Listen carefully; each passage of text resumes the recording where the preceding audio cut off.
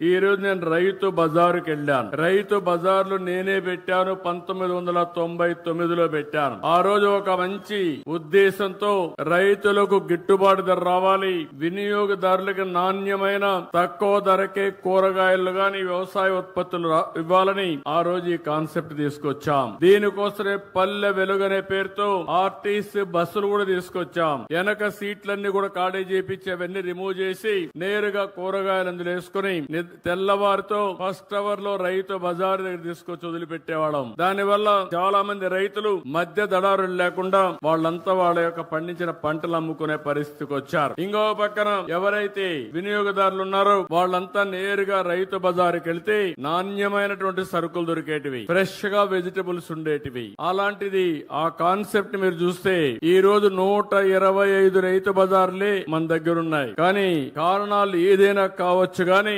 కాలక్రమేణా దీనిపైన శ్రద్ధ పెట్టలేకపోయారు. ఈ రోజు నేను చూశాను, ఏదైతే ఇక్కడ చూసిన రైతు బజార్ ని ఒక ఆదర్శంగా తయారు చేస్తాను. పక్కన భూమి ఉంది, 6 కోట్ల రూపాయలు శాంక్షన్ చేసి ఒక సంవత్సరం లోపల అండర్ గ్రౌండ్ పార్కింగ్ కూడా పెట్టి ఒక బెస్ట్ రైతు బజారుగా తయారు చేసే బాధ్యత ఈ ప్రభుత్వం తీసుకుంటామని చెప్పి కూడా మీకు తెలియజేస్తున్నా.